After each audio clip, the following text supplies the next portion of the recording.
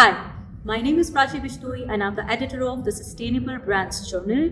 And today we are at the Sports Impact Summit happening in Dubai. And today I am with Magda Pozzo from Udinese Calcio, the only football club which is heavily focusing on sustainability at the moment. And I would like you to introduce yourself and say more about your club. Yes, good morning. I'm Magda Pozzo and I'm part of the ownership of Udinese Calcio. It's a football club of Serie A and is particularly known for its innovation on and off the pitch. So one of the major issues for us is sustainability, of course, and my role in Udinese Calcio has been try to coordinate and focus on sport, sustainability, and business practice of all this. And so sustainability has become a mission for us. That's amazing. We have a proper division for sustainability. Because this is very new, and I think it's a great initiative that now sports has also kind of started recognizing the fact that the whole vertical around the world needs to also focus on sustainability, because the kind of sports events we have across the globe are massive, and every event has a big impact on the environment in terms of the waste we produce, in terms of the events we see with the crowd that comes in to watch the matches. So that's great. So to begin with, I want to ask the first question, which is about the leadership in the team, in your organization. So Udinese has established itself as a sustainability leader in football. What inspired this strategy, and how has your leadership shaped its execution? Okay, as I say, for us, it has become a mission. We have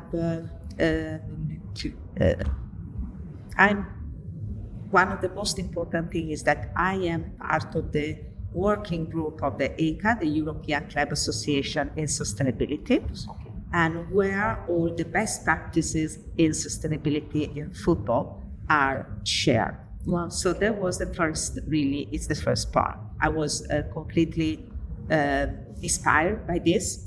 And so since then, we have been trying to put in practice all the best practice we learned from this, committee. How long back was this? This has been only 1.5 years ago. But I am to say that a big improvement has been made as well by the stakeholders and by the institutions. Right. UEFA, ECA, Serie A have now some guidelines to follow. So I think this is important, because you have to start from there to have some guidelines, the directions. Absolutely. In order then to how we can implement into the whole process. What was Udinese's strength and vision is that maybe we are not so good in writing strategy or taking time to set up rules and this, but we are very good in action.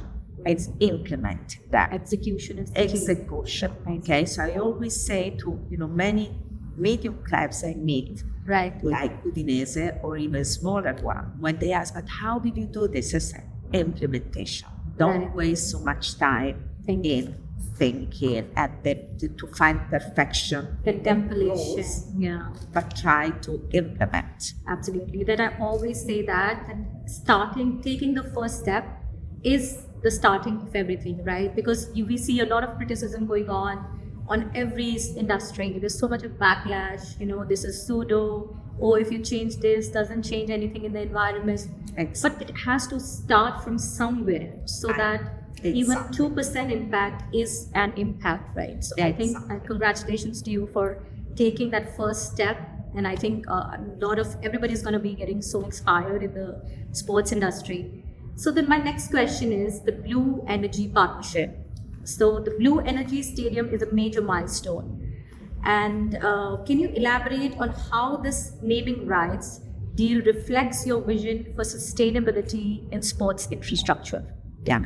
For us, it has been crucial. Well, sponsorship and which are not sponsorship for us, are more partnership, have been crucial in the sustainability strategy. So blue energy is one of them. We started being, they start supplying green energy. So from there, we already took a big step because we were able to save carbon emission, of course. Right. And then we went on and said, what can we do next?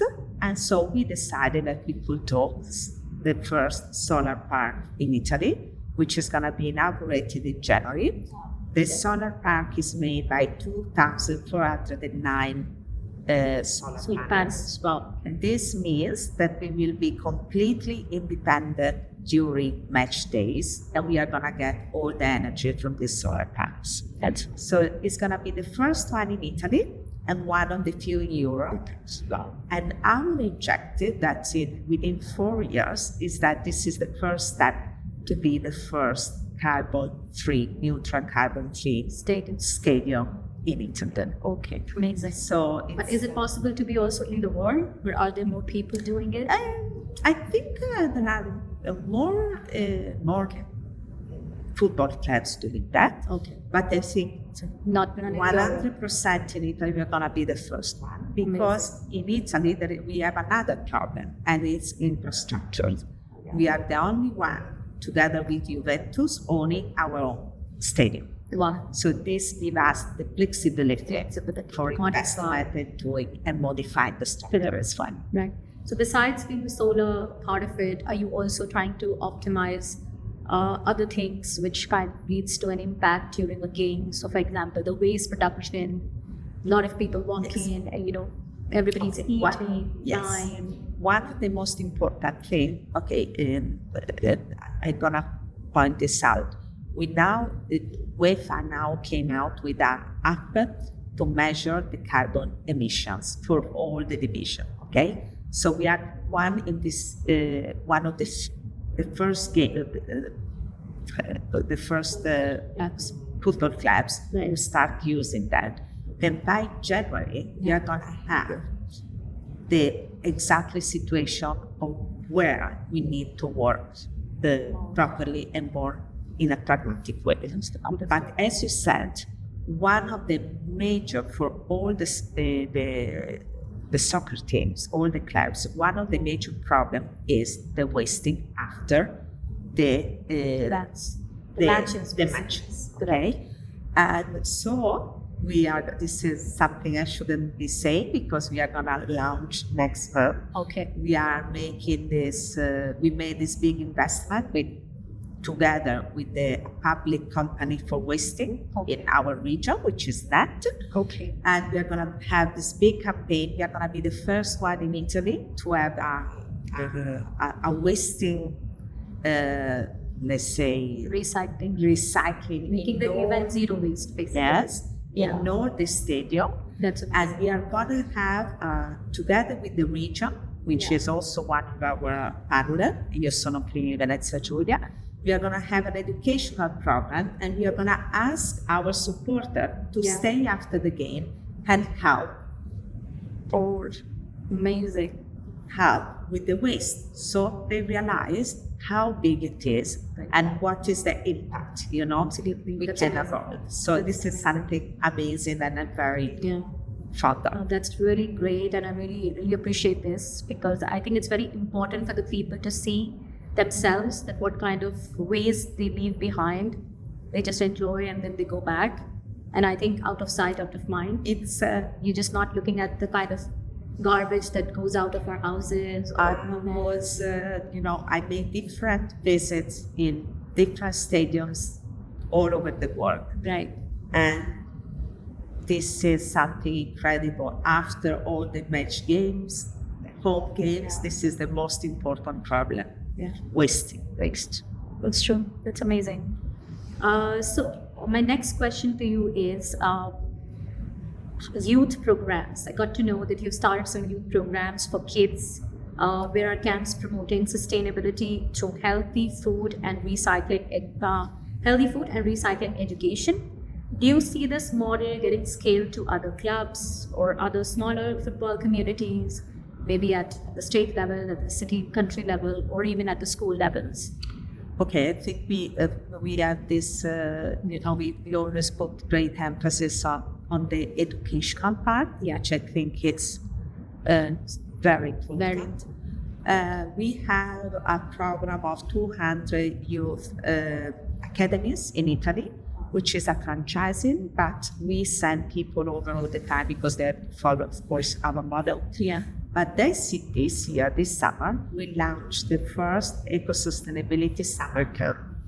What does it mean? That 80%, of course, it was football, Right. but then 20% it was education, training to the kids with games Yeah. on how to be sustainable and how to save the planet. So we taught them how to divide the wasting and how to differentiate the wasting. We taught them how to, not to use plastic bottle. We told them how to eat. Yeah. Sustainable food. Amazing. Everything was served in sustainable packaging. So it was a 360-degree educational program for kids. Very important. It was, when I saw, I have a beautiful video that I will forward to you. Too. When I did, we got We love to share it with our prize as well for that because it was amazing. We got messages, emails from the family say, oh my God, our kids were coming back home and teaching us, you can't do this, you can't. And so this is the movement, I think. This is the education step from the kids. And so now we decided that we're going to have it in a bigger scale for next summer. And because it was really, a very successful. Right now it's happening in which city? In Italy, in which all cities are you doing this right now? Right now we did only Udine. Okay. With our Udinese summer camp. Students that summer. Yeah. But what we would like to do is to apply the same format to other academies and for other academies we have all over. Yes, exactly. Sees the impact should go to more clubs. Yes. That's what one wants to understand, that can we scale this model to other football clubs around the country and take it forward. So I think that's a great idea and a great approach. And recently we got to know that you guys participated in COP29, which just concluded in Azerbaijan. So what is the experience? What was it like for you guys to be there? Because I think it's one of the only football teams which got invited. It was a great honor. We were the only football team from Italy participating, and there were other 5 teams, big teams from England and Spain. So we were the only, let's say, small, medium team. And why was that? Because I think Udinese did a great job to spread the message, okay, and to do things and implement things. So, and this is what I said during my talk over there. I said the most important thing is that to spread the message and to be an example as well. We are a medium club, and even now that we can measure our efficiency, we can be a good example for bigger clubs as well. And so this is my real aim, that the sustainability doesn't have to be perceived as a limit or a cost. Or a financial burden. But number one issue that everybody comes back to. That it may be considered as almost a return on investment, because that's what I'm seeing right now. Absolutely. And this is thanks to my partners as well. Right. It's true. When we started all this process, I remember the board, we were discussing it. I said, but this is, and they said, look, we had to do it with our partners, because there is always this small line of greenwashing. Absolutely. And I think it is happening big time. You have to be very respectful. Yeah. You have to make your partner understand that we have to do good. Yeah. and what we do is going to be beneficial for the planet. Sure. But then they see that for them is beneficial too. Right. Because blue energy now, we have been talking about blue energy. Nobody will talk about blue energy today here. And also it's a very good image for the company. Yes. And it's very beneficial for us. Yeah, no, I agree. And it's kind of a 360-degree approach for the whole team. And I also read about that you guys are focusing heavily on the apparel, the clothing of your team. Yeah. This was our first project with our technical sponsor, Macron. And so 4 years ago, we asked them to produce the first jersey made by recycled material, and it's made by 13 recycled plastic bottles. And so at the beginning was like, oh, why are you asking? It's more expensive and this, but they are I have to say that they are very flexible. Right. So they did so, but the most important thing, again, spreading the message. They did it for us, but they did it for the 200 teams they sponsor. Wow. So they sponsor 200 teams between rugby and football. Okay. And so they apply the same. And now all their teams are supplied with recycled jerseys. This must be our commitment. I think the people who are in football, it's if you think you have 3.5 billion supporters and followers, right? And so it's a movement. It's a movement. And I think all the stakeholders in football have this. I always say it's a social impact. It's not just business. You can't perceive it. Absolutely. And the sports is one emotion or a sentiment which brings people together from every country, every religion. It doesn't have anything else but just one emotion of sports which binds people together, and anything, anything that is connected with sports. All these big brands always have these sports related, people who are, kind of promoting them. And you see how the sales go up, how their revenues go higher. So why not a message which saves your planet and gives you a better future? And use that same platform to basically connect more people. Exactly. Yeah. And so I think, in Udinese, it's very clear.